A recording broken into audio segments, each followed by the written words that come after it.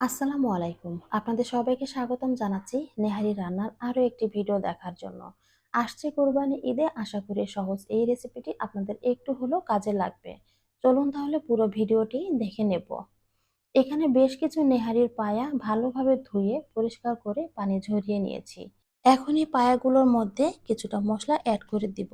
তার জন্য শুরুতেই আমাদের তৈরি করে নিতে হবে 2 কাপ পেঁয়াজের পেস্ট। আরও তৈরি করে নিব 1 কাপ কাঁচামরিচের পেস্ট। এই মরিচগুলো ঝালে একদমই কম আছে, তাই পেস্ট তৈরি করে দিলে খেতে কিন্তু অনেক ভালো লাগবে। এখন কাঁচামরিচের পেস্ট, সেই সাথে পেঁয়াজের পেস্ট পুরোটাই কিন্তু দিয়ে দিতে হবে। সেই সাথে আরও দিয়ে দেব 1 টেবিল চামচ শুকনা মরিচের গুঁড়া। ঝাল আপনারা আপনাদের পছন্দ মতো অ্যাড করে দিতে পারেন। আরও দিয়ে দিব 1.5 চা চামচ হলুদের গুঁড়া। বরাবরই হলুদের গুঁড়াটা একটু কমিয়ে দেওয়ার চেষ্টা করবেন। সেই সাথে দিব পরিমাণ মতো লবণ, 1 টেবিল চামচ টালা জিরার গুঁড়া। এখন দিয়ে দিচ্ছি 1 কাপ পরিমাণ সরিষার তেল। আপনি চাইলে এখানে সয়াবিন তেলও ব্যবহার করতে পারবেন। সেই সাথে দিব 1 টেবিল চামচ আদা রসুনের পেস্ট। এখন দিতে হবে পরিমাণ মতো পানি। পানিগুলো এমনভাবে অ্যাড করতে হবে যেন হাড়গুলো কিছুটা ডুবে থাকে।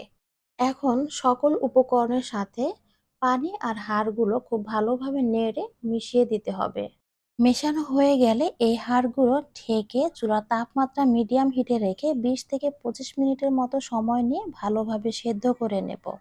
20 থেকে 25 মিনিট পরে ঢাকাটা খুলে নিয়েছি। এখন দিয়ে দেব হাফ কাপ পেঁয়াজ কুচি, সেই সাথে বেশ কিছু কাঁচামরিচের ফালি।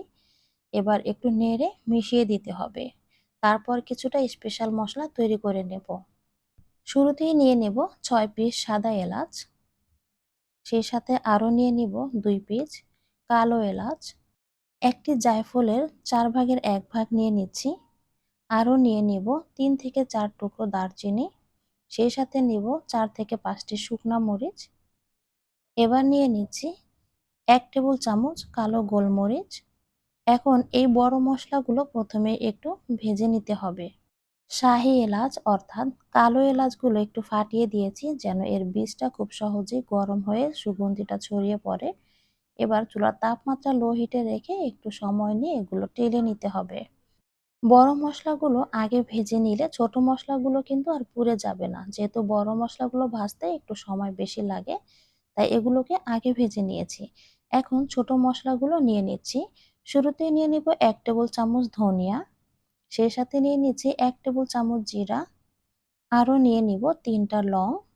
এবার নিয়ে নিচ্ছি ছোট সাইজের একটি স্টার অ্যানিসের অর্ধেকটা, মাঝারি সাইজের 2 পিস জয়ত্রী। আরও নিয়ে নিব 2 চা চামচ শাহি জিরা। এবার এই ছোট মশলাগুলোকে হালকা করে একটু ভেজে নিতে হবে। তার জন্য চুলায় আবারও একটি প্যান দিয়েছি। আর এখন এই মশলাগুলো দিয়ে চুলার তাপমাত্রা একদম লো হিটে রেখে তারপরে মশলাগুলোকে ভালোভাবে ভেজে নিতে হবে। সুন্দর একটি সুগন্ধি ছড়িয়ে পড়ার সাথে সাথেই কিন্তু নামিয়ে ঠান্ডা করে নিতে হবে। মশলাগুলো হয়ে গেছে, এখন নামিয়ে নিচ্ছি। একই সাথে সবগুলো মশলা ঠান্ডা করে তারপর কিন্তু গুঁড়ো করে নিতে হবে। এই মশলাগুলো কিন্তু এখন অলরেডি ঠান্ডা হয়ে গেছে, আমি গুঁড়ো করে নিয়েছি। শাহি এলাচ, শাহি জিরা, স্টার অ্যানিস এই 3টি মশলা দেওয়ার কারণে এই নেহারি থেকে কিন্তু শাহি একটা ফ্লেভার পাওয়া যাবে। এবার সবগুলো গুঁড়ো মশলা দিয়ে হালকা হাতে একটু মিশিয়ে দেব। তারপরে 2 থেকে 3 মিনিটের মতো একদমই ঢেকে রাখবো যেন মশলার ফ্লেভারটা নেহারির মধ্যে পুরোটাই ঢুকে যেতে পারে। চুলায় একটি প্যান দিয়ে 1 কাপ সরিষার তেল খুব ভালোভাবে গরম করে নেব। তেল গরম হয়ে এলে এখানে দিয়ে দিব 3টি তেজপাতা, আমি আগে থেকে কেটে পরিষ্কার করে রেখেছিলাম। এখন দিয়ে দিচ্ছি 1 টেবিল চামচ রাঁধুনি মশলা। এবার এই মশলাগুলো হালকা করে একটু ভেজে নেব। সুন্দর একটি সুগন্ধি ছড়িয়ে পড়লে এখানে দিয়ে দিতে হবে 1 কাপ পেঁয়াজ কুচি। 1 কাপ পেঁয়াজ কুচি মোটামুটি একটু ভেজে নিতে হবে। ভাজার মাঝামাঝি পর্যায়ে চলে আসলে এখানে আরও একটি উপকরণ অ্যাড করে দেব। চুলার তাপমাত্রা মিডিয়াম টু লো হিটে রেখে এই পেঁয়াজগুলো ভেজে নেবেন, তাহলে কিন্তু সবগুলো পেঁয়াজ একযোগে খুব সুন্দরভাবে ভাজা হয়ে যাবে। যখন হালকা একটু গোল্ডেন কালার হতে শুরু করবে, এ সময় দিয়ে দিচ্ছি 2 টেবিল চামচ রসুন কুচি। রসুন কুচিগুলো দেওয়ার পরে আবারও কিছুক্ষণ ভেজে নেব। কিছুক্ষণ ভাজার পরে যখন রসুন পেঁয়াজ উভয় একসাথে গোল্ডেন হতে শুরু করবে তখন দ্রুতই কিন্তু এই বাগারটা নেহারির মধ্যে ঢেলে দিতে হবে।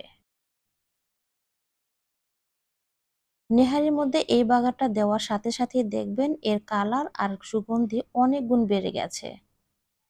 সেই সাথে দিয়ে দিচ্ছি উপর থেকে কিছুটা কাঁচা মরিচ।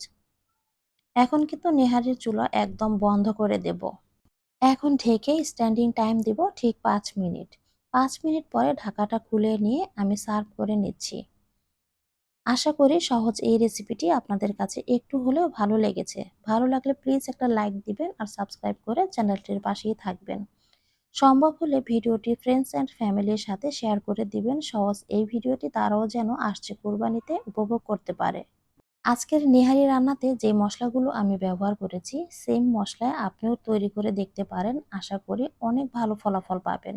আবারও অন্য কোনো রেসিপি নিয়ে হাজির হব। ততক্ষণ সবাই অনেক বেশি ভালো থাকবেন। আল্লাহ হাফেজ।